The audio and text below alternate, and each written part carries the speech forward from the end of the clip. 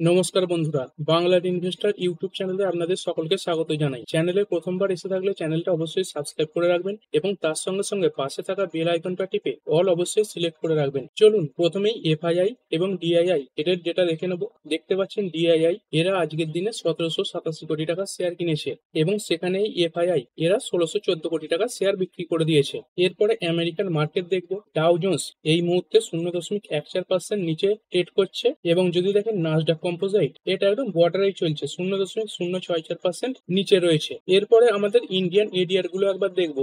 ইনফোসিসের ADR এটা দেখতে পাচ্ছেন 1.15% নিচে ট্রেড করছে। তারপর উইপ্রো এডিআর এটা 0.5% নিচে রয়েছে। আইসিআইসিআই ব্যাংকের এডিআর এটা 0.08% ওপরে ট্রেড করছে। এইচডিএফসি ব্যাংকের এডিআর এটা 0.5% নিচে রয়েছে। মেঘমাইট্রি এটাও 0.5% নিচে রয়েছে এবং ডক্টর রেড্ডি এটা 0.5% ওপরে ট্রেড করছে। এরপরে অবশ্যই এই যে ইনফ্লেশন এর ডেটার উপর নজর রাখবো। তো কার ইনফ্লেশনের ডেটা বেরিয়েছে? আমাদের ইন্ডিয়ার যে ইনফ্লেশনের ডেটা সেটাই এসেছে। তো চলুন সেটা একটু দেখে নিই। দেখতে পাচ্ছেন এই জুলাই 14 মানে আজকের ডেটেই এই যে ডেটা সেটা এসেছে। তো ইন্ডিয়ার এই যে ইনফ্লেশন সেটা কত ফোরকাস্ট করা হয়েছিল বা অনুমান করা হয়েছিল, এখানে দেখতে পাচ্ছেন 2.5% আসবে এরকম অনুমান করা হয়েছিল। সেইখানে এসেছে কত? 2.10%। মানে ভালো এসেছে না খারাপ এসেছে? অবশ্যই ভালো এসেছে। আগেও বহুবার বলেছি এই যে ইনফ্লেশন বা মূল্য বৃদ্ধি সেটা কমের দিকে থাকলেই ভালো। তবে দেখুন এর কিন্তু একটা লিমিট থাকে। এই যে ইনফ্লেশন এটা যদি 2 থেকে 6 মধ্যে থাকে তাহলে সেটাকে স্ট্যান্ডার্ড ধরা হয়। যদি 6 থেকে বেশিও হয়ে যায় মানে মুদ্রাস্ফীতি অনেকটা বেড়ে যাবে, তো সেটাও খারাপ। এবং যদি 2%-এর নিচে নেমে যায় মানে এই যদি মূল্যস্ফীতি অনেকটা কমে যায় তাহলেও কিন্তু খারাপ। এই মূল্যস্ফীতি কখন কমে? যখন ডিমান্ড কমে যায় তখন কিন্তু মূল্যস্ফীতি কমে যায়। আর কখন বাড়ে? যখন এই ডিমান্ড অত্যন্ত বেশি থাকে তখনই জিনিসপত্রের দাম বেড়ে যায় এবং সেই কারণে তখন এই মূল্যস্ফীতি অনেকটাই বেড়ে যায়। তো ইন্ডিয়া দেখতে পাচ্ছেন এই যে ইনফ্লেশন সেটা এখন কন্ট্রোলের মধ্যেই রয়েছে। যদি ফেব্রুয়ারি থেকে ডেটা দেখেন প্রতিবারই দেখতে পাচ্ছেন এই যে ইনফ্লেশন সেটা অনুমানের থেকে ভালো এসেছে। এইখানে দেখুন 4.60% অনুমান ছিল, সেখান থেকে 4.31% এসেছে। তারপরে এক এক করে দেখতে পাচ্ছেন প্রতিটা যে ডেটা সেটা যে অনুমান তার থেকে নিচে এসেছে মানে ভালো এসেছে। আর এবারে তো সব থেকে কম এসেছে। দেখতেই পাচ্ছেন ইন্ডিয়ার যে রিটেল ইনফ্লেশন সেটা কিন্তু 6 বছরের মধ্যে সব থেকে কম এসেছে। তো দেখুন আগেও বললাম এই যে 2 থেকে 6% এর মাঝে থাকাটাকে স্ট্যান্ডার্ড হিসেবে ধরা হয়। তো যদি এর নিচেও নেমে যায় সেটাও কিন্তু ইন্ডিয়ার ইকোনমির জন্য খুব খারাপ ব্যাপার। তো এই যে ইনফ্লেশন কমেছে এর কারণের জন্য মার্কেটে কিন্তু একটা পজিটিভ সেন্টিমেন্ট তৈরি হতে পারে। তবে দেখুন এখনো মার্কেট খুলতে অনেকটাই সময় বাকি রয়েছে। তো এর মাঝে যদি কোনো খারাপ খবর চলে আসে তাহলে এর যে এফেক্ট সেটা কিন্তু মার্কেটের উপরে পড়বে না। কিন্তু এই সময় পর্যন্ত এই যে ডেটাটা এসেছে এটা কিন্তু পজিটিভ রয়েছে। এরপরে অনেকেই প্রশ্ন করছেন ইন্ডিয়া এবং ইউএস এদের মধ্যে যে ট্রেড ডিল নিয়ে কথাবার্তা চলছিল তার কি হলো? দেখুন ইন্ডিয়া এবং ইউএস এদের মধ্যে যে ট্রেড ডিল তার কোনো কনফার্মেশন কিন্তু এখনো সামনে আসেনি। তবে যদি দেখেন এই যে ইন্ডিয়ার এই টিম তারা কিন্তু এই আমেরিকাতে পৌঁছে গেছেন এই নতুন ভাবে ট্রেড ডিল নিয়ে আলোচনা করার জন্য। তো এটাই আশা করা হচ্ছে খুব তাড়াতাড়ি এই যে ট্রেড ডিল সেটা সামনে চলে আসবে। আর এসে গেলে আমি অবশ্যই আপনাদের সেটা জানিয়ে দেব। আর এরপরে ইন্ডিয়ান মার্কেটের কিছু কোম্পানি তাদের যে কোয়ার্টার 1-এর রেজাল্ট সেটা সামনে রেখেছে, তো সেগুলো নিয়ে একটু আলোচনা করব। তবে তার আগে যদি দেখেন দেখতেই পাচ্ছেন এই তো রেজাল্ট শুরু হয়েছে। প্রথম দিকেই দেখতে পাবেন এক একটা ডেতে 30 থেকে 40টা কোম্পানি তাদের যে কোয়ার্টার 1-এর রেজাল্ট সেটা নিয়ে আসবে এবং যত মাঝের দিকে যাবে তত দেখবেন এই সংখ্যাটা বাড়তে থাকবে। কোনোদিনও দেখবেন 150টা কোম্পানি তাদের কোয়ার্টার 1-এর রেজাল্ট দেখাচ্ছে, কোনোদিনও 200টা কোম্পানি তাদের কোয়ার্টার 1-এর রেজাল্ট পেশ করবে। তো সব কোম্পানি নিয়ে তো আলোচনা করা সম্ভব হয় না। যেগুলো বড় কোম্পানি, যেগুলো রেপুটেড কোম্পানি, সেইগুলো নিয়ে তো এই চ্যানেলে অবশ্যই আলোচনা করা হয়। তবে আপনি চাইলে এই চ্যানেলের সঙ্গে যুক্ত যে টেলিগ্রামের লিঙ্ক আছে সেখানে জয়েন হতে পারেন। তো এই টেলিগ্রাম চ্যানেলে এই স্টক স্পেসিফিক আরো অনেক আলোচনাও করা হয়, এখানে দেখতেই পাচ্ছেন। তাই আপনাদের কোনো প্রশ্ন থাকলে এই টেলিগ্রাম গ্রুপে করতেও পারেন। ভিডিওর ডেসক্রিপশনে এবং চ্যানেলের ডেসক্রিপশনে এই যে টেলিগ্রামের লিঙ্ক সেটা দেওয়া আছে। তো আপনি চাইলে এই টেলিগ্রাম গ্রুপে জয়েন হতে পারেন। তো চলুন এরপরে কিছু কোম্পানির কোয়ার্টার 1-এর রেজাল্ট নিয়ে আলোচনা করি। প্রথমে যে কোম্পানিটা নিয়ে আলোচনা করব সেটা হচ্ছে এইচসিএল টেকনোলজিস লিমিটেড। এটা তো জানেন আইটি সেক্টরে কাজ করা একটি কোম্পানি। আজকের দিনে 1.58% পড়েছে। তো এই কোম্পানিটা মার্কেট বন্ধ হয়ে যাওয়ার পর তার যে কোয়ার্টার 1-এর রেজাল্ট সেটা সামনে রেখেছে। তো বুঝবেন কি করে কোম্পানিটা মার্কেট বন্ধের পরে তার কোয়ার্টার 1-এর ডেটা সামনে রেখেছে? এইখানে দেখতে পাচ্ছেন কোম্পানিটা আজকের ডেটে 14/7, টাইমটা দেখুন 17:45 মানে বিকাল 5:45-এ তাদের যে কোয়ার্টার ওয়ানের রেজাল্ট সেটা সামনে রেখেছে। আর এটা তো জানেন ইন্ডিয়ান মার্কেট 3:30টার সময় বন্ধ হয়ে যায়, তার মানে এই যে রেজাল্ট সেটা মার্কেট বন্ধ হয়ে যাওয়ার পরেই এসেছে। তো এর যে এফেক্ট সেটা আগামীকাল মার্কেটে পড়বে। আর এটা একটা জেনারেল কথা ছিল যেটা আপনাদের বলে দিলাম। প্রথমেই যদি দেখেন কোম্পানিটা প্রতি শেয়ার পিছু 12 টাকা করে ডিভিডেন্ড দিতে চলেছে, এবং এই যে ডিভিডেন্ড দেবে তার যে রেকর্ড ডেট সেটা ঠিক করা হয়েছে জুলাই মাসের 18 তারিখে। মানে এই জুলাই মাসের 18 তারিখে এই কোম্পানির শেয়ার যদি আপনার ডিম্যাট অ্যাকাউন্টে থেকে থাকে তাহলে আপনি প্রতি শেয়ার পিছু এই যে 12 টাকা ডিভিডেন্ড সেটা পেয়ে যাবেন। তো এরপর রেজাল্ট খুলে নিয়েছি। এইখানে দেখতে পাচ্ছেন এই যে জুন 2024 এটা আগের বছর সেম কোয়ার্টারের ডেটা। এই যে জুন 2025 এটা এই রিসেন্ট যে ডেটা বেরিয়েছে সেটা। আর এই মার্চ 2025 মানে এটা এর আগের কোয়ার্টারের ডেটা। কোম্পানির এই কোয়ার্টারে কত সেলস হয়েছে দেখতে পাচ্ছেন 30,349 কোটি। আর এর আগের বছর সেম কোয়ার্টারে কত ছিল 28,057 কোটি। আর এর আগের কোয়ার্টারে ছিল 30,246 কোটি। মানে কোম্পানির এই যে সেলস সেটা ইয়ার অন ইয়ার ভালোই বেড়েছে এবং কোয়ার্টার ওয়ান কোয়ার্টার সামান্য বেড়েছে। এরপর কোম্পানির অপারেটিং প্রফিট দেখবো, মানে কোম্পানি যে মোট ইনকাম করেছে তারপরে কোম্পানির যে খরচা সেটা বাদ দিয়ে যে ডেটাটা আসছে। অপারেটিং প্রফিট দেখতে পাচ্ছেন এই কোয়ার্টারে এসেছে 6,035 কোটি। আর এর আগের বছর সেম কোয়ার্টারে কত ছিল 5,793 কোটি। আর এর আগের কোয়ার্টারে এসেছে 6,482 কোটি। মানে ইয়ার অন ইয়ার এই যে অপারেটিং প্রফিট সেটা ভালো এসেছে, কিন্তু কোয়ার্টার অন কোয়ার্টার এই যে অপারেটিং প্রফিট সেটা ডাউন হয়ে গেছে। এরপর কোম্পানির নেট প্রফিট দেখবো, দেখতে পাচ্ছেন এই কোয়ার্টারে কোম্পানির যে নেট প্রফিট সেটা এসেছে 3,844 কোটি, যেটা এর আগের বছর সেম কোয়ার্টারে ছিল 4,259 কোটি। তো আপনার মনে হতে পারে এই যে নেট প্রফিট সেটা ইয়ার অন ইয়ার অনেকটাই পড়েছে। এটা তো পড়েছে, কিন্তু আরো কিছু ডেটা দেখার দরকার আছে যে কেন এই নেট প্রফিট এত পড়েছে। তার কারণের জন্য দেখতে পাচ্ছেন এইখানে একটা আদার ইনকাম বলে সেকশন আছে।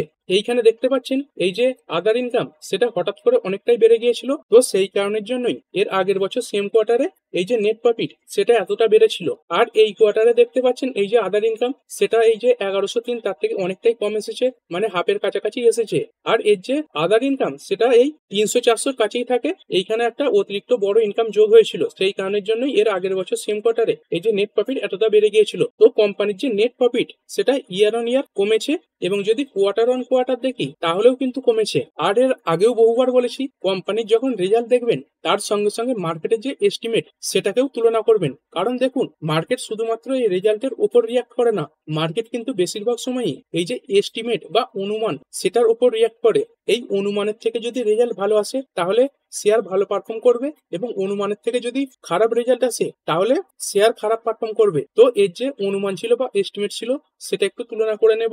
এইখানে দেখতে পাচ্ছেন এই যে এস্টিমেটেড সেটা খুলে নিয়েছি। কোম্পানির রেভিনিউ কত এসেছে 30,349 কোটি, এবং মার্কেটের এস্টিমেট কত ছিল 30,298 কোটি। মানে এই যে রেভিনিউ তার যে এস্টিমেট সেটার তুলনায় ভালো এসেছে। তবে কোম্পানির যে ইবিআইটি মানে earning before interest and tax সেটা যে এসেছে 4,942 কোটি, তার যে এস্টিমেট সেটা ছিল 5,286 কোটি। মানে এই ইবিআইটি এইটা এস্টিমেটের তুলনায় কম এসেছে, এবং ইবিআইটি মার্জিন সেটা এসেছে 16.3%। আর মার্কেটের কত এস্টিমেট ছিল 17.45%। মানে এই ইবিআইটি এটাও এস্টিমেটের তুলনায় খারাপ এসেছে। এবং যে প্রফিট সেটা কত এসেছে 3,843 কোটি, আর মার্কেটের কত এস্টিমেট ছিল 4,258 কোটি। মানে রেভিনিউ বাদ দিয়ে বাকি সব ক্ষেত্রেই এই যে এস্টিমেট সেটাকে মিট করতে পারেনি। তো এই কারণের জন্যই আগামীকাল স্টকটাতে প্রেসার থাকতে পারে। এরপরে কথা বলবো টাটা টেকনোলজিস লিমিটেড, এই কোম্পানিটার কোয়ার্টার ওয়ানের রেজাল্ট নিয়ে। এই কোম্পানিটাও দেখতে পাচ্ছেন মার্কেট বন্ধ হয়ে যাওয়ার পরে তাদের যে রেজাল্ট সেটা পেশ করেছে 4টের সময়। এই কোম্পানিটা তাদের যে ফাইন্যান্সিয়াল রেজাল্ট সেটা সামনে রেখেছে। তো দেখতে পাচ্ছেন কোম্পানির এই কোয়ার্টারে সেলস হয়েছে 1,244 কোটি। আর এর আগের বছর সেম কোয়ার্টারে কত সেলস ছিল 1,269 কোটি, এবং এর আগের কোয়ার্টার মানে মার্চ কোয়ার্টারে এই যে সেলস সেটা ছিল 1,286 কোটি। মানে ইয়ার অন ইয়ার এবং কোয়ার্টার অন কোয়ার্টার এই যে সেলস সেটা কমেছে। এবং যদি অপারেটিং প্রফিট দেখি এটাও দেখতে পাচ্ছেন এবার এসেছে 200 কোটি, এবং এর আগের বছর সেম কোয়ার্টারে ছিল 231 কোটি। আর এর আগের কোয়ার্টারে ছিল 233 কোটি। মানে অপারেটিং প্রফিটও এই ইয়ার অন ইয়ার এবং কোয়ার্টার অন কোয়ার্টার পড়েছে। তবে যদি কোম্পানির পিবিটি দেখেন বা প্রফিট বিফোর ট্যাক্স এইখানে দেখতে পাবেন ইয়ার অন ইয়ার বেড়েছে। এই কোয়ার্টার এসেছে 233 কোটি, আর এর আগের বছর সেম কোয়ার্টারে ছিল 220 কোটি। তো অপারেটিং প্রফিট পড়ে গেলেও এই প্রফিট বিফোর ট্যাক্স বা পিবিটি এটা কেন বাড়লো? কারণ এখানে দেখতে পাচ্ছেন এই যে আদার ইনকাম সেটা এর আগের বছর সেম কোয়ার্টারে কম ছিল, মাত্র 23 কোটি ছিল, যেটা এই কোয়ার্টারে বেড়ে গিয়ে হয়েছে 68 কোটি। তো এই আদার ইনকাম বেড়ে যাওয়ার কারণেই এই যে পিবিটি বা প্রফিট বিফোর ট্যাক্স সেটা বেড়ে গেছে। এবং যদি নেট প্রফিট দেখি মানে সরকারকে ট্যাক্স দেওয়ার পরে প্রফিট, সেটা এর আগের বছর সেম কোয়ার্টারে ছিল 162 কোটি, সেইখান থেকে বের হয়েছে 170 কোটি, এবং এর আগের কোয়ার্টারে ছিল 189 কোটি। মানে ইয়ার অন ইয়ার এই যে ডেটা সেটা ভালো এসেছে, কিন্তু কোয়ার্টার অন কোয়ার্টার এই যে নেট প্রফিট সেটা কিছুটা পড়ে গেছে। তো এরপর মার্কেটের কেমন অনুমান ছিল সেটা একটু দেখবো। দেখতেই পাচ্ছেন কোম্পানির যে রেভিনিউ সেটা এসেছে 1244 কোটি, আর মার্কেটের এস্টিমেট কত ছিল 1208 কোটি। মানে এটা যে তাদের এস্টিমেট সেটাকে মিট করেছে। এবং যদি ইবিআইটি দেখেন, ইবিআইটি এসেছে 169 কোটি, আর ব্লুমবার্গের যে এস্টিমেট সেটা ছিল 171 কোটি। মানে এই ইবিআইটি এটা স্লাইডলি মিস করে গেছে। এবং যদি নেট প্রফিট দেখি, নেট প্রফিট দেখতে পাচ্ছেন 170 কোটি এসেছে, আর মার্কেটের কত এস্টিমেট ছিল 157 কোটি। মানে মার্কেটের যে অনুমান তার তুলনায় এই যে নেট প্রফিট সেটা ভালো এসেছে। এবং কোম্পানির যে মার্জিন সেটা এসেছে 13.6%, এবং এই যে এস্টিমেট সেটা ছিল 14.15%। এরপরে কথা বলবো তেজস নেটওয়ার্ক লিমিটেড এই শেয়ারটার ব্যাপারে। এই কোম্পানিটাও তাদের কোয়ার্টার ওয়ানের রেজাল্ট সেটা সামনে রেখেছে। কোম্পানিটা দেখতে পাচ্ছেন এই সন্ধ্যা 6টা 2 মিনিটে তার যে কোয়ার্টার ওয়ানের রেজাল্ট সেটা পেশ করেছে। কোম্পানির যদি দেখেন সেলস তো কমেইছে, তার সঙ্গে সঙ্গে এদের যে অপারেটিং প্রফিট, নেট প্রফিট সবই কিন্তু মাইনাসে চলে গেছে। দেখতে পাচ্ছেন কোম্পানি আগের বছর সেম কোয়ার্টারে সেলস করেছিল 1563 কোটি, সেটা কমে হয়েছে মাত্র 202 কোটি, এবং এর আগের কোয়ার্টারে ছিল 1907 কোটি। তো বুঝতেই পাচ্ছেন ইয়ার অন ইয়ার এবং কোয়ার্টার অন কোয়ার্টার এই যে সেলস সেটা কতটা পরিমাণে কমে গেছে। এবং কোম্পানি যে তুলনায় সেলস করেছে তার তুলনায় কোম্পানির যে খরচা সেটা বেশি। দেখতে পাচ্ছেন সেলস করেছে 202 কোটির এবং খরচা করে ফেলেছে 338 কোটি। তো এই কারণেই অপারেটিং প্রফিট এটা তো নিশ্চয়ই মাইনাসে চলে যাবে। তো দেখতে পাচ্ছেন সেরকম অপারেটিং প্রফিট এটা মাইনাসে চলে এসেছে -136 কোটি। আর এর আগের বছর সেম কোয়ার্টারে প্রফিট ছিল 230 কোটি, এবং এর আগের কোয়ার্টারে প্রফিট ছিল 122 কোটি। মানে এই কোয়ার্টারে এই যে ডেটা সেটা কিন্তু খুবই খারাপ এসেছে। এবং এরপর নেট প্রফিট সেটা দেখে নেব। দেখতে পাচ্ছেন নেট প্রফিট আগের বছর সেম কোয়ার্টারে ছিল 77 কোটি, এখান থেকে এই কোম্পানিটা লসে চলে এসেছে, 194 কোটি লস দেখিয়েছে। এবং এর আগের কোয়ার্টারে যদি দেখেন তাহলে 72 কোটি লস ছিল। মানে ইয়ার অন ইয়ার কোম্পানিটা প্রফিট থেকে লসে এসেছে, এবং কোয়ার্টার অন কোয়ার্টার যদি দেখেন তাহলে এই কোম্পানির লস অনেকটাই বেড়ে গেছে। যদি পার্সেন্টেজ ওয়াইজ দেখেন তাহলে কোম্পানির যে রেভিনিউ সেটা 87% পড়ে গেছে। তবে কোম্পানিটা মনে করছে এই ফাইন্যান্সিয়াল ইয়ার 2026-এ তারা কিন্তু পরবর্তী যে কোয়ার্টার গুলো আসছে সেখানে ভালো পারফরমেন্স দেখাতে পারে, কারণ এরা বিএসএনএল এর তরফ থেকে একটা 1526 কোটি টাকার অর্ডারও পেয়েছে। এছাড়াও কোম্পানিরা তাদের যে 5G পোর্টফোলিও এবং এফটিটিএক্স পোর্টফোলিও এইগুলোকেও বাড়াতে চলেছে। এবং এই কোম্পানিটা জাপানের কিছু কোম্পানি এই যে রাকুটিন এন্ড এনইসি এদের সঙ্গে পার্টনারশিপও করেছে। তো কোম্পানি বলতে চাইছে এই কোয়ার্টারে এদের যে রেজাল্ট এতটা খারাপ এসেছে সেটা কিন্তু সবসময় থাকবে না, এই বছরের পরের কোয়ার্টার গুলোতে এদের যে রেজাল্ট সেটা সুধরে যেতে পারে। তবে আপাতত যে রেজাল্ট এসেছে এরকমই কিন্তু মনে হচ্ছে যে স্টকটাতে আগামীকাল একটা নেগেটিভ ইম্প্যাক্ট দেখা যেতে পারে। এরপরে কিছু কোম্পানি নিয়ে আলোচনা করব যেইগুলো কিছু অর্ডারের কারণে আগামীকাল ফোকাসে থাকবে। তো প্রথম কোম্পানি আরবিএনএল। এই কোম্পানিটা দেখতে পাচ্ছেন আজকে মার্কেট বন্ধ হয়ে যাওয়ার পরে এই 6টা 56 মিনিটে একটি অর্ডার পেয়েছে। মানে এই সময় এই কোম্পানিটা এই যে এক্সচেঞ্জ গুলো রয়েছে এনএসি এবং বিএসসি তাদের এই তথ্য জানিয়েছে। এই কোম্পানিটা এই যে দিল্লি মেট্রো রেল কর্পোরেশন রয়েছে এদের তরফ থেকে কিছু অর্ডার পেয়েছে, এবং যদি অর্ডারের মূল্য দেখেন তাহলে সেটা হচ্ছে 447 কোটি টাকা। এবং এই যে অর্ডার সেটা কোম্পানিটাকে 3 বছরের মধ্যে কমপ্লিট করতে হবে। তো এই বড় অর্ডার পাওয়ার কারণে এই স্টকটা আগামীকাল ফোকাসে থাকতে পারে। এর পরের কোম্পানি পাওয়ার মেচ প্রজেক্ট লিমিটেড। এই কোম্পানিটাও একটি অর্ডার পেয়েছে এবং এটা এক্সচেঞ্জকে জানিয়েছে 6টা 34 মিনিটে। তো এর যে অর্ডারসের ডিটেলস সেটাও একবার দেখে নেব।